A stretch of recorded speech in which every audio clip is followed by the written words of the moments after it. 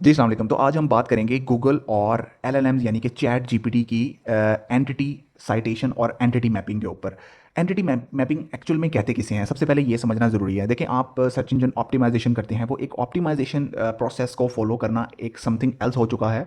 जबकि entity mapping मतलब कि अपनी एज अ इंडिविजुअली आपकी जो ऑथेंटिकेशन है, जो कि ना सिर्फ गूगल बल्कि एलएलएम्स, चैट जीपीटी और एलएलएम्स चैट जीपीटी के अलावा क्लॉड, जेमिनी, परप्लेक्सिटी के लिए किस तरीके से आप अपनी एंटिटीज़ को मैप्ड कर सकते हैं सेपरेटली एज कंपेयर गूगल और एलएलएम्स। क्योंकि जो एंटिटी मैपिंग है ये ऑप्टिमाइजेशन प्रोसेस से थोड़ी सी डिफरेंट अप्रोच रखती है। सबसे पहले आपको ये समझना होगा कि एंटिटी मैपिंग कहते किसे हैं। देखें, सबसे पहले आपको ये चीज़ को मद्देनज़र करना है कि क्या स्कीमा मार्कअप और एंटिटी सिर्फ एसईओ गूगल के लिए काम करता है या चैट जीपीटी के लिए भी ये अप्रोचेबल है। क्योंकि आप अपनी एसईओ के लिए अपनी एंटिटी मैप गूगल पे करने के लिए स्कीमा मार्कअप कोड का यूज़ करते हैं, जैसे कि नॉर्मल प्रैक्टिस आप देखते हैं। बट गूगल का जो एंटिटी सिस्टम है वो किसके ऊपर चलता है, आपको ये समझना बहुत ज़्यादा ज़रूरी है। गूगल का जो एंटिटी सिस्टम है ओवरऑल वो ग्राफ नोड्स के ऊपर चलता है। गूगल एक ग्राफ डेटाबेस यूज करता है जहां हर एंटिटी यानी कि individual entity for as a services business, as a individual portfolio website, कुछ भी वो as a person, place, brands एक नोड की तरह उसको स्टोर करता है। और इसका इंपैक्ट कैसे करता है गूगल? आपका स्कीमा मार्कअप और on site entity mapping Google के नॉलेज ग्राफ को डायरेक्टली फीड करता है। तो ये एक साइकिल है कि गूगल का जो इकोसिस्टम है एंटिटी मैपिंग के हवाले से, वो एक ग्राफ नोड्स को इंटरकनेक्ट करके आपके स्कीमा मार्कअप को यूज करके गूगल के ऊपर इंप्लीमेंट करता है और आपको रिट्राइव डाटा प्रोवाइड करता है। अगर हम जीपीटी के इकोसिस्टम की बात करें कि जीपीटी के ऊपर एंटिटी मैपिंग किस तरीके से वर्क करती है, नो डायरेक्ट नोड्स। जीपीटी के पास गूगल जैसा ट्रेडिशनल नॉलेज ग्राफ का डेटाबेस नहीं होता।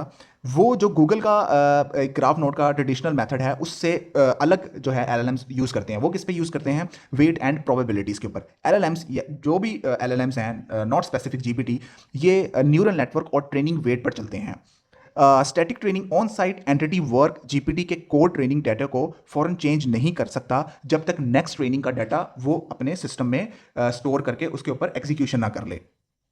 नंबर 4, डाटा जीपीटी के पास पहुंचता कैसे है? अब आप सबसे पहले अगर सिर्फ और सिर्फ ये समझेंगे कि सिंपल हम एसईओ कर रहे हैं और स्कीमा मार्कअप यूज़ करने से और कुछ मतलब कि आपके पास कुछ इम्प्लीमेंटेशन के स्कीमा मार्कअप्स हैं या कोड्स हैं, उनको अप्लाई करने से गूगल के अलावा जो एलएलएम्स हैं वो आपका डाटा को रिट्राइव करना शुरू कर देगा, तो ऐसा नहीं है। सबसे पहले आपको ये समझना है कि जो जीपीटी है वो एक्चुअल में वर्क कैसे कर रहा होता है, जो एलएलएम्स हैं वो वर्क कैसे कर रहे होते हैं।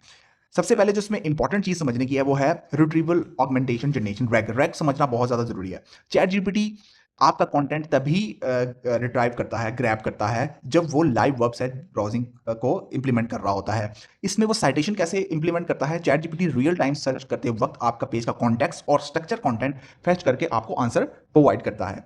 अगर मैं आप इस पूरी की पूरी बात को सम अप करूं एंटिटी मैपिंग को, तो गूगल के लिए जो इंप्लीमेंटेशन है, जो तरीकाकार है, वो वही है कि स्कीमा मार्कअप और नॉलेज ग्राफ नोट्स ऑप्टिमाइजेशन आप कंटिन्यू कर रखें, जिससे आपके गूगल की हद तक तो वो चीज़ बेनिफिशियल होगी। बट जब आप बात करते हैं चैट जीपीटी और एलएलएम्स के ऊपर इंप्लीमेंटेशन करने की, देन फिर आपको self content strong brand mention और अथॉरिटेटिव सोर्स बनाने पड़ेंगे, ताकि जो उनका हर एक एलएलएम्स का अपना अपना अलग पाइपलाइनिंग रैक सिस्टम होता है जो कि रिट्राइव करता है डाटे को। तो आपको उनके मुताबिक अपने कंटेंट को इस टाइप का बनाना है, प्रेजेंट करना है, इंप्लीमेंट करना है, ताकि वो रियल टाइम वेब सर्च करते वक्त आपके डाटे को रिट्राइव करके एलएलएम्स में यूजर को शो कर सके।